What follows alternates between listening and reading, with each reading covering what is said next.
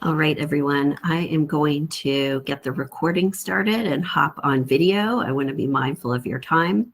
I will be right back.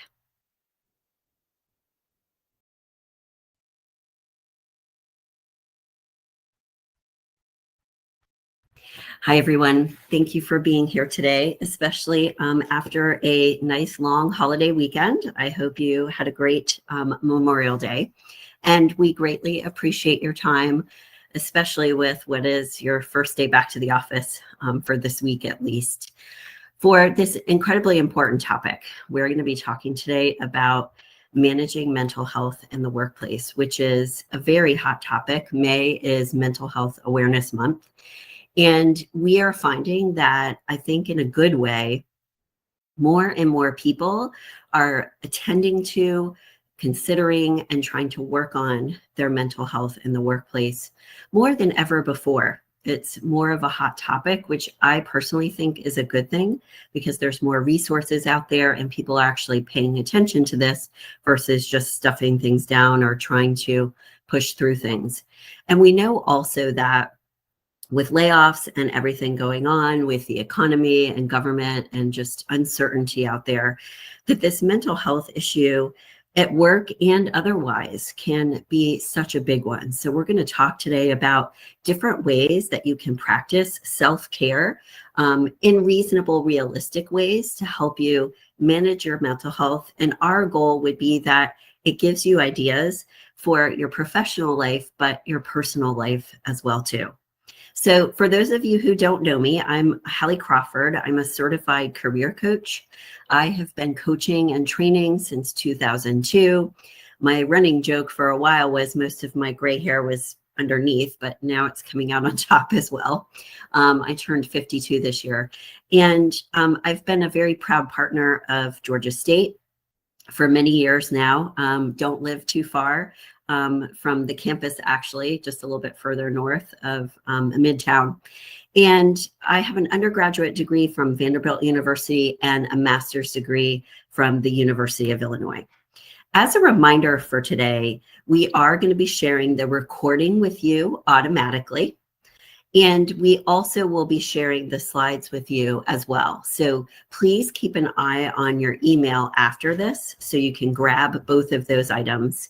And also know too that you don't have to frantically write every single thing down.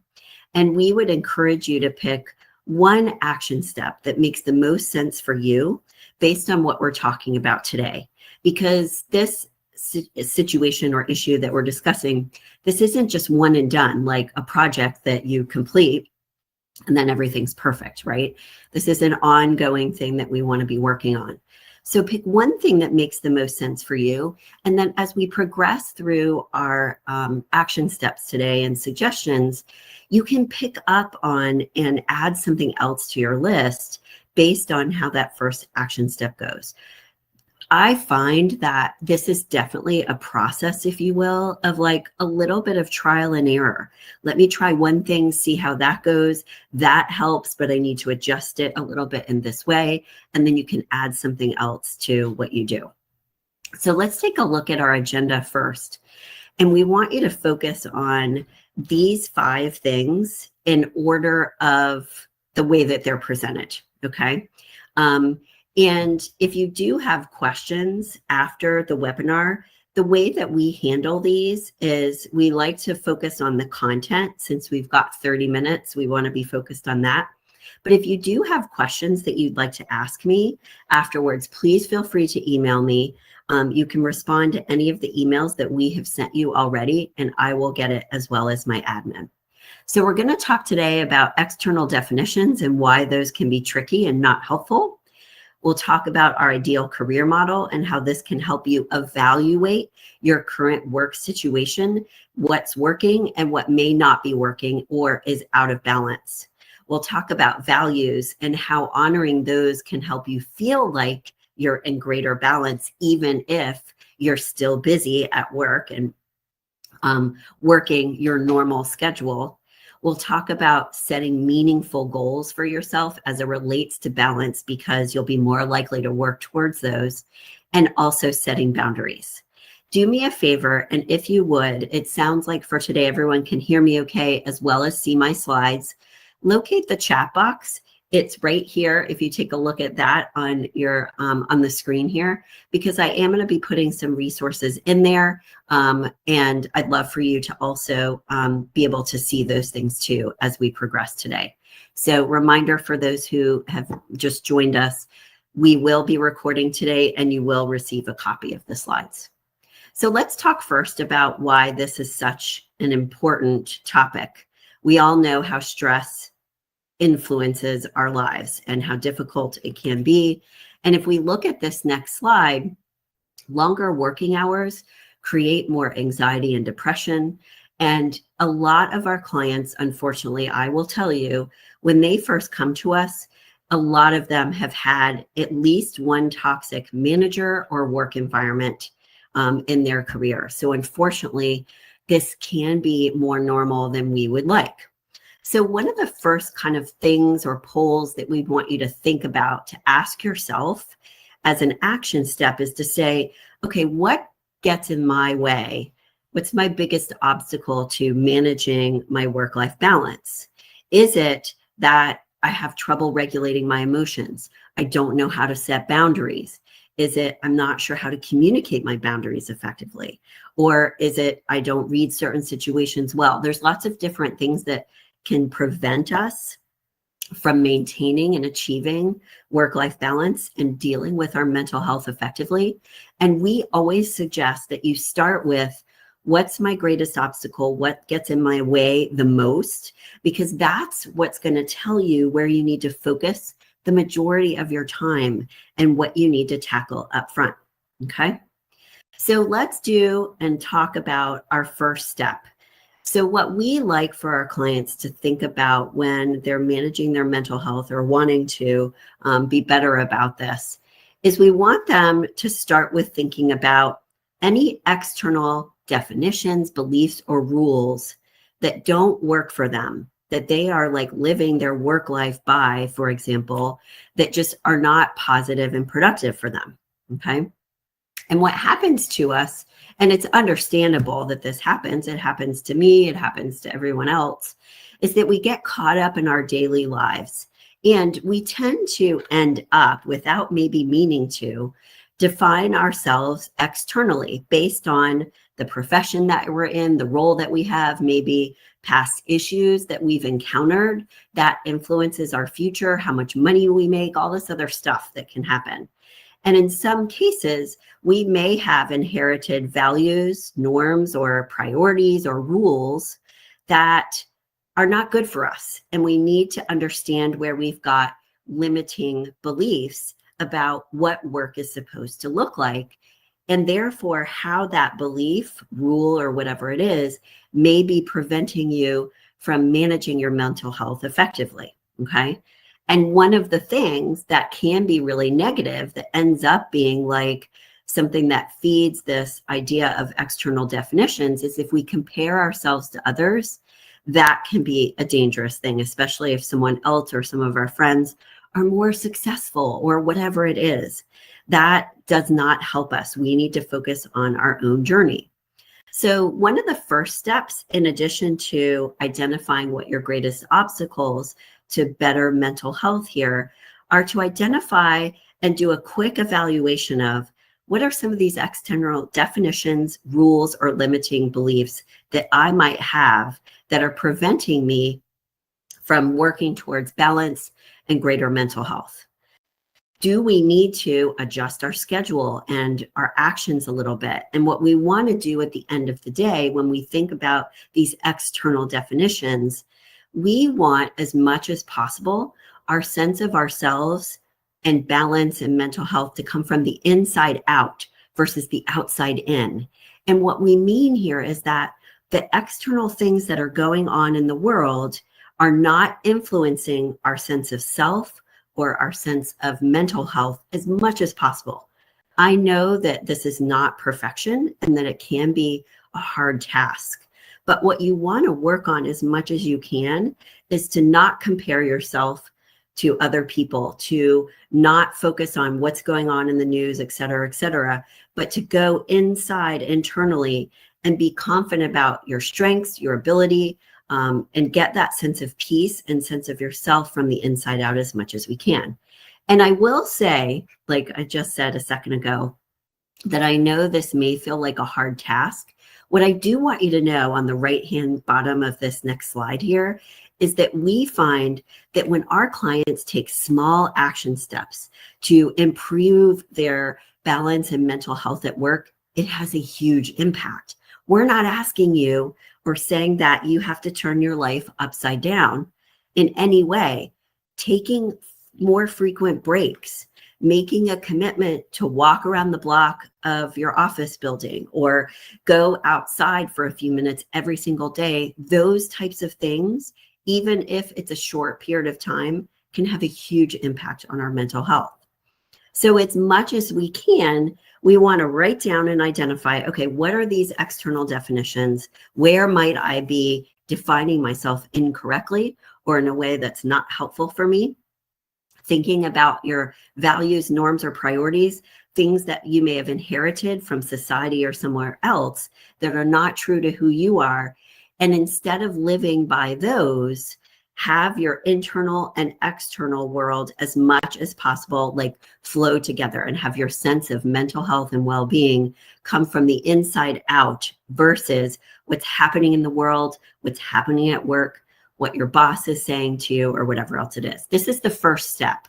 And then if you are in a very difficult, let's say, work environment, and it's time to make a move or do something more dramatic about that, that's fine. But start with you first. It's that idea where the airlines say, put your own oxygen mask on first, right? So a couple of things as for this first step that we would recommend. The self-assessment, like we've said, thinking about any limiting beliefs that you might have about how things should be, how it's supposed to be, and where might that be kind of getting in your way.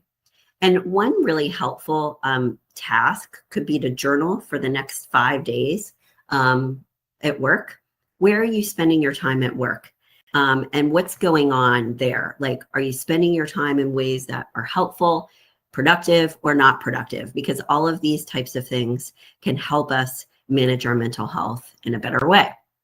And knowing where we're spending our time and focusing our energy, beliefs, thinking, and effort can make a huge difference in knowing what's working and what's not working.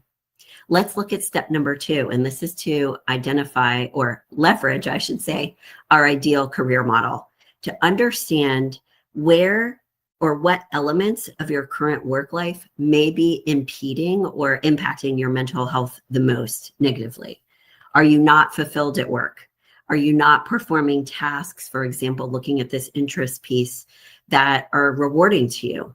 Are you not leveraging your strengths in an effective way? Because that does not make us feel good and productive.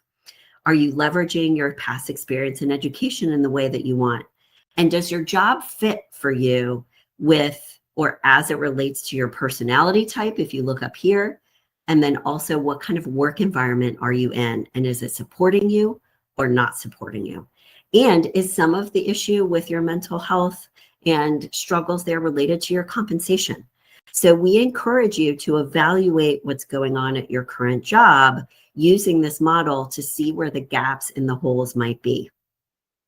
We then recommend using this life balance wheel, work-life balance wheel, to understand what's going on in terms of how your work day is going for you, if you will, okay? And how that's interplaying or interacting with your life. So rank yourself on each of these areas of the wheel to understand what's working and what's not working. And that's where you can start to focus a little bit more of your time.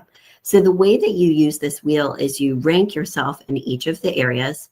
You draw a line between each of those. And the concept here is to say, okay, if this was a wheel on my car, it would look a little bit bumpy. So where do I need to take some action steps to make some improvements? And we also recommend with this work-life balance wheel, and when you're thinking about work and life, but also inside of work too, and how things are balanced or not. It's a great idea not just to assess where things are in each area, but also to define what would be the ideal future state. And can I move myself in that direction at this job or not? There are a couple of action steps that could be helpful for people. Sometimes music helps them get into a better headspace. Sometimes just getting out of the office for a few minutes, like we talked about a moment ago. Making sure that you're taking breaks. Again, we're not saying an hour break every time, even if it's 5 or 10 minutes to just get some headspace. Thinking about your schedule and what days of the week for you are best to work on certain tasks, if you can adjust things a little bit. And identifying and understanding the time of day when you're at your best, that can help you get into a better space of when you should be working on harder tasks versus more difficult tasks too, okay? And if there's something going on for you with something at your, or someone, I should say, at your workplace that is really impacting your mental health at work, you may need to talk with them for a few minutes in the next couple of weeks about how can we work together more effectively. I'm struggling with ABC here. What can we do to improve our situation? I find that when people don't just do their jobs, but they talk about how they do their jobs and talk about how they can communicate more effectively, how they can adjust their meeting schedule, or come to consensus, or collaborate better on certain projects, it can help enormously so that you're actually talking about how to work together more effectively. Let's talk about step number 3, and this is this idea of fulfillment. What we find is that even when you're busy, and we're not saying go ahead and still be really, really busy and work yourself into the ground, but just honor your values. But what we find is if your tasks at work, more often than not, doesn't have to be perfection, but they honor your values on a more regular basis, then you are going to actually not just feel more fulfilled, but it impacts your mental health in a positive way. So if you can identify, how does your current job honor your career values right now or not? And it's a great idea to identify 3 personal values and 3 professional values and say, okay, is my job honoring those values? And am I honoring my personal values in my personal life? Because with your values, when you are living in accordance with them as much as possible, again, we're not looking for perfection here, but you are going to feel better mentally, even if it's tasks and activities outside of work. This concept of all boats rise with the tide, when you start to honor your values on a more regular basis, you're going to start to feel better, even if you're still working hard and other things are going on. So we talked about earlier at the bottom left-hand side, tracking your time so that you can understand how often during the course of your workday you are performing tasks that honor your values. And one of the things that you can do as kind of a quick assessment to get a sense of what's going on now, like we talked about earlier, but also to help you get in a better headspace, is to do a quick daily check-in. How did today go? What did I accomplish today? So that you're focusing your mental energy more on the positive versus the negative. Are there things that you need to do because you need more connection at work, and that would give you greater fulfillment? It's a great idea too to keep a journal of not just how you did today and focusing on accomplishments and kudos, but noticing what your pattern may be of any negative thinking might be as it relates to your current job and what's going on. And one of the books that we highly recommend to our clients is called Taming Your Gremlin. I will put it in the chat box right now. You can buy it on Amazon. It's very affordable.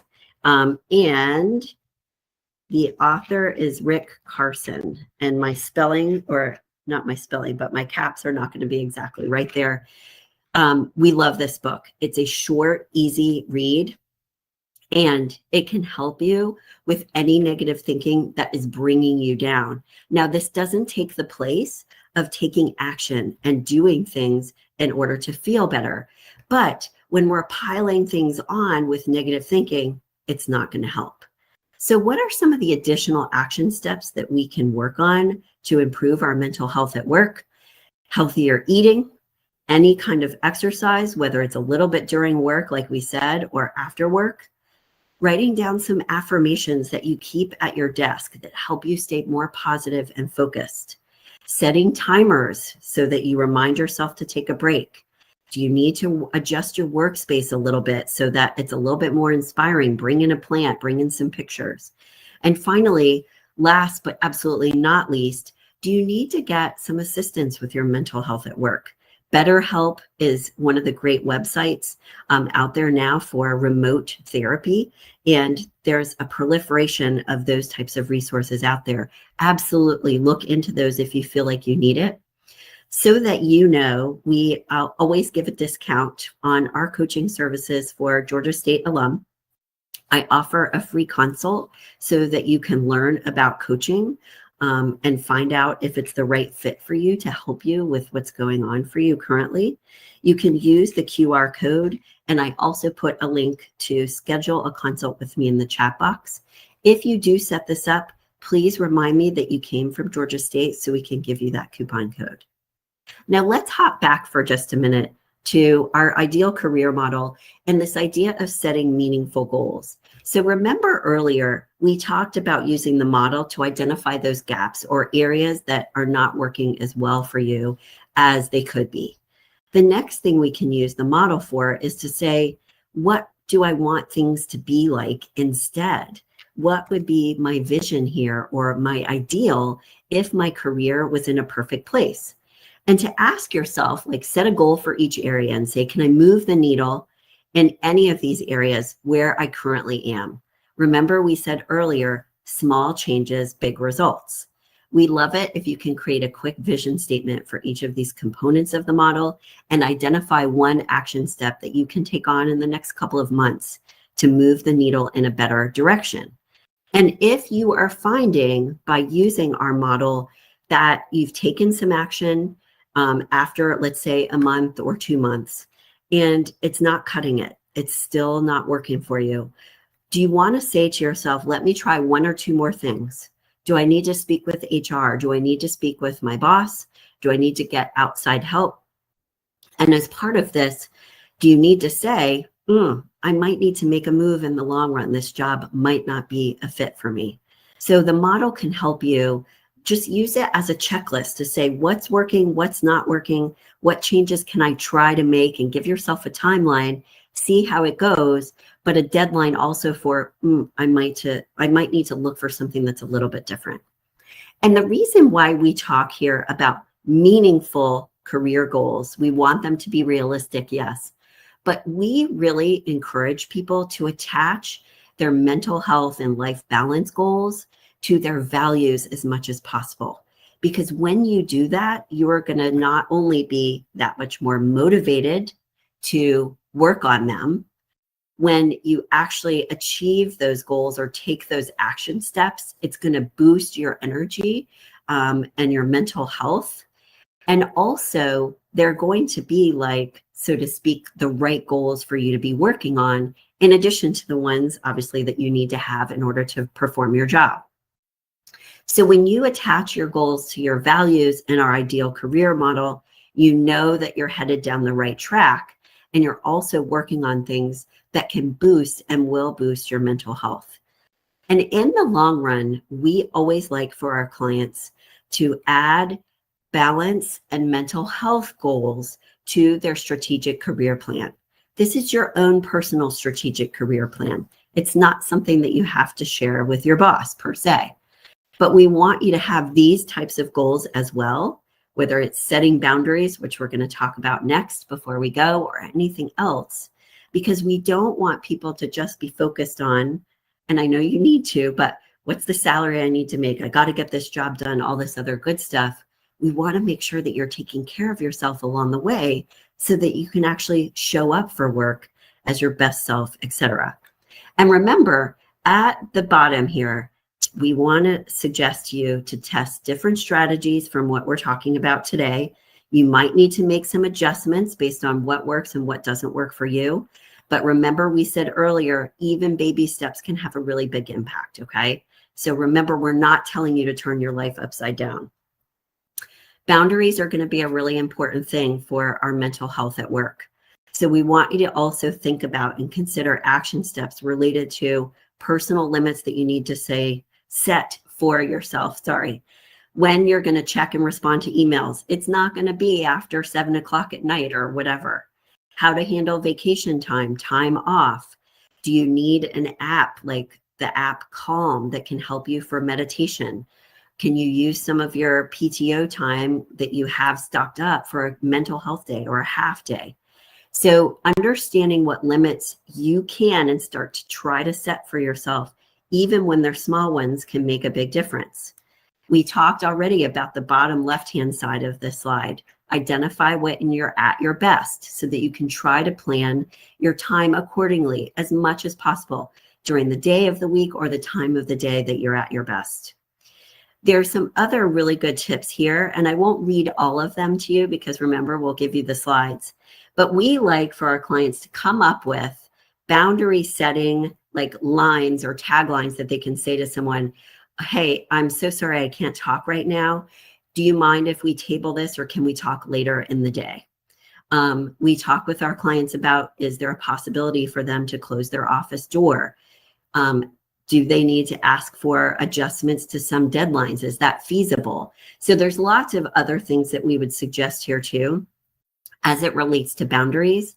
And we want you to think about what's going to make the most sense for me, my situation, and what boundaries could I try to implement in a small enough way that it's reasonable, but I'm still performing my job in the way that I need to, okay? Taking breaks like we talked about, quiet your email, those pinging and all of that, setting a timer, asking for deadlines if you're not given one, asking for adjustments there or help if needed. And really take the time that you do have to unplug and recharge. So like I said a moment ago, if you're going to take a quick break and walk around the building or a park next to your office, or just even sit outside for 5 minutes, don't go check your work email while you're doing that. Really unplug and recharge. Focus on something else for even a few minutes. It will give your mind a break, and it can be huge.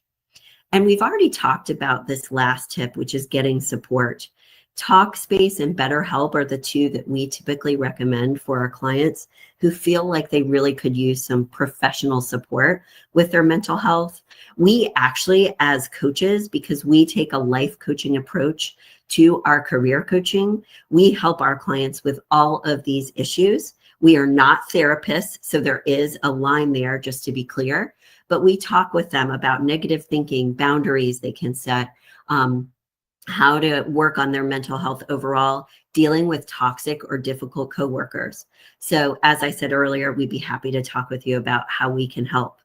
But I would at least ask you before we go to write down someone in your network of family, friends, etc., that can help you be accountable to some of the action steps that you decide to take from today, because having an accountability partner helps enormously. This is why we've got the coaching and the groups that we have. If you know anyone who is interested in conducting a job search, please let them know about our upcoming boot camps. We've got 3 of them. These are the 2 that are in June.